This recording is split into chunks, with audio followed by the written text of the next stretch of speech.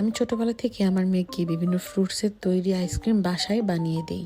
এখন এমন একটা অবস্থা হয়েছে, ও কিন্তু বাহিরের আইসক্রিম একদমই খেতে চায় না, ও বাসারটাই বেশি প্রেফার করে। এখন তো দেশে অনেক গরম, আপনারা এই গরমে এই টাইপের আইসক্রিম বাচ্চাদের বানিয়ে দিতে পারেন। এখানে আমি ব্যবহার করেছি fresh orange juice, peach, pear আর 4টা খেজুর আর টক দই। সুইটনেসটা খেজুর থেকে আসবে। আপনারা চাইলে যে কোনো ফ্রুটস দিয়ে এটা বানাতে পারেন। আর খেজুর যেহেতু বাচ্চাদের জন্য অনেক ভালো, তাই চেষ্টা করবেন খেজুরটাও দিতে।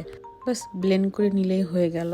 এরপর আপনাদের বাসায় আছে বা হাতের কাছে অ্যাভেলেবেল আছে এমন কোনো আইসক্রিম মোল্ডে এটা ঢেলে রেফ্রিজারেটরে রেখে দিলেই প্রয়োজন মতো বাচ্চাদেরকে দিতে পারবে। আর যদি আইসক্রিম মোল্ড না থাকে অ্যাভেলেবেল এই মুহূর্তে, তাহলে বাসায় থাকে না ছোট ছোট বিভিন্ন মোল্ড, কাপ বা বাটি, ওগুলোর মধ্যে ঢেলে নিলেও হবে। যেমন আমার কাছে শুধু এই মোলটাই ছিল, তো এটাতে দেওয়ার পরে কিছুটা রয়ে গিয়েছিল। সেটা আমি কি করেছিলাম, যে আমার মেয়ে যে খেলে ছোট ছোট কাপ এরকম, এগুলোকে ভালো মতো ক্লিন করে আমি এগুলোর মধ্যে ঢেলে নিয়েছিলাম। আর আমার মেয়ে মাসালা দিলে এই আইসক্রিমগুলো অনেক পছন্দ করে। আর এমন অনেক খাবারই আছে যেগুলো বাচ্চারা খেতে চায় না, ওগুলাকে কিনতে ভাবে আইসক্রিম বানিয়ে দিলে বাচ্চারা বুঝবেই না যে আইসক্রিমের মধ্যে কি কি আছে। আর এই অভ্যাসটা প্রথম থেকে তৈরি করলে বাহিরের আইসক্রিমের প্রতি আর কোনো আকর্ষণ থাকে না।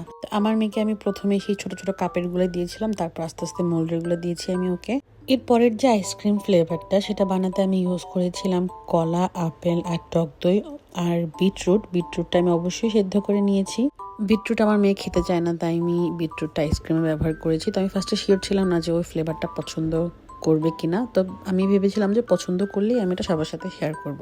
তো যেহেতু শেয়ার করেছি, তার মানে বোঝা যাচ্ছে যে আমার মেয়েটাও পছন্দ করেছে, আর একদমই বোঝে নাই যে এটার মধ্যে বিটরুট আছে। তো সুতরাং আপনারা আপনাদের বাচ্চাদেরকে এভাবেই বিভিন্ন ফ্লেভারের আইসক্রিম বানিয়ে বাসায় দিতে পারবেন। তো আজকে এই পর্যন্তই। আল্লাহ হাফেজ।